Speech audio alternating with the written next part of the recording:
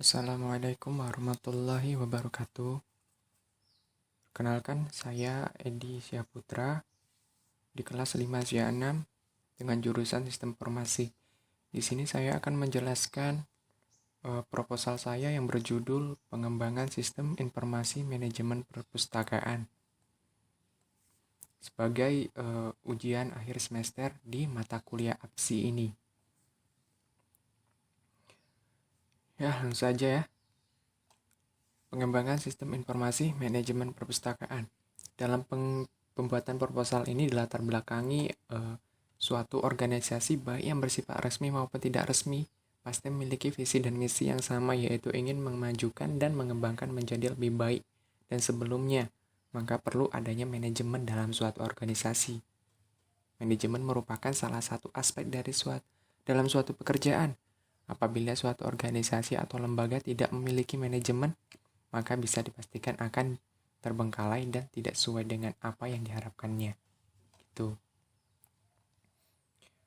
Dan rumusan masalah dalam proposal ini ya ini bagaimana memberikan pelayanan yang baik kepada anggota perpustakaan.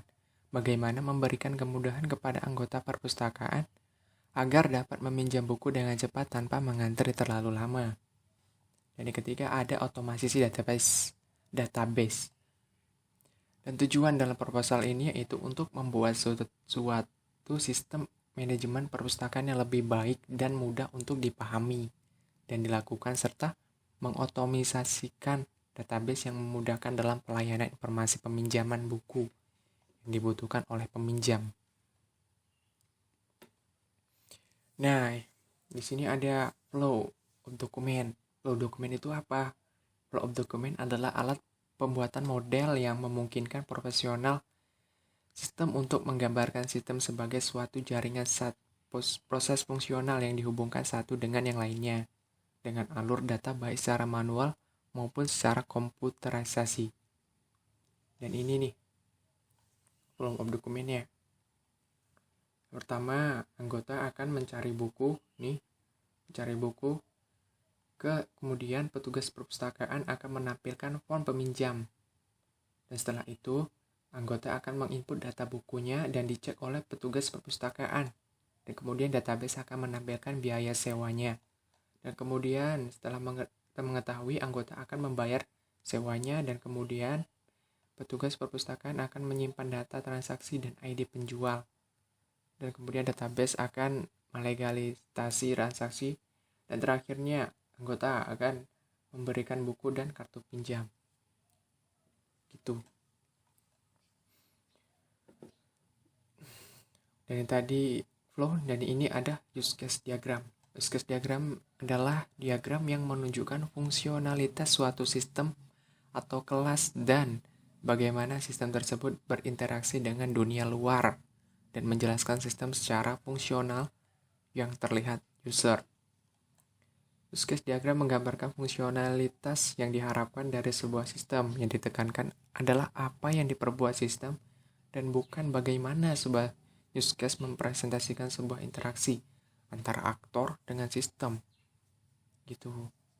Nah, pada contoh ini, perpustakaan ini seorang anggota perpustakaan atau seorang siswa untuk meminjam buku anggota harus mendaftar terlebih dahulu kepada petugas. Setelah mendaftar, siswa tersebut boleh meminjam buku kepada petugas perpustakaan dan mengembalikannya sesuai dengan ketentuan tersebut. Apabila anggota tersebut tidak mengembalikan buku, maka anggota dikenakan denda dan bayar denda tersebut kepada petugas. Dan ini use case-nya nih ya. Ini ada petugas perpustakaannya nih. Ini ada anggotanya. Dan ini nih use case-nya nih. Dan yang ketiga ada activity diagram. Activity diagram itu apa? Activity diagram adalah teknik untuk mendeskripsikan logika prosedural, proses bisnis dan aliran kerja dalam banyak kasus kerja personal atau workflow dan alur data. Activity diagram menggambarkan berbagai alur aktivitas dalam sistem yang sedang dirancang. Bagaimana masing-masing alur berawal, execution dan mungkin terjadi, dan bagaimana mereka berakhir. Activity diagram juga dapat menggambarkan proses paralel yang mungkin terjadi pada beberapa eksekusi. Ini activity diagramnya yang terakhir ya. Anggota akan mencari buku dan kemudian anggota akan memberikan data buku yang ia ingin cari dan kemudian perpustakaan akan menampilkan form peminjaman, mencatat data buku di form, menghitung biaya sewa dan kemudian anggota akan membayar sewa bukunya. Terus perpustakaan akan mencatat transaksi dan ID anggota, memberikan buku dan kartu pinjam anggota itu. Itu selesai. Nih, pada diagram di atas transaksi peminjaman buku. Ini dianya. Gitu ya. Yang terakhir ada penutup sebagai kesimpulan. Ini ya, berdasarkan uraian yang telah dikemukakan dia pada bab sebelumnya, setelah analis data, maka kesimpulan proposal penelitian saya berjudul Pengembangan Informasi Manajemen Perpustakaan bahwa peranan petugas perpustakaan merupakan seorang yang menyelenggarakan kegiatan perpustakaan dengan jalan memberikan pelayanan kepada masyarakat sesuai dengan tugas lembaga induknya berdasarkan ilmu yang dimiliki. Gitu. Sekian penjelasan proposal saya. Bila ada kesalahan kata yang mohon dimaklumi dan dimaafkan. Dan saya akhiri. Assalamualaikum warahmatullahi wabarakatuh. Terima kasih.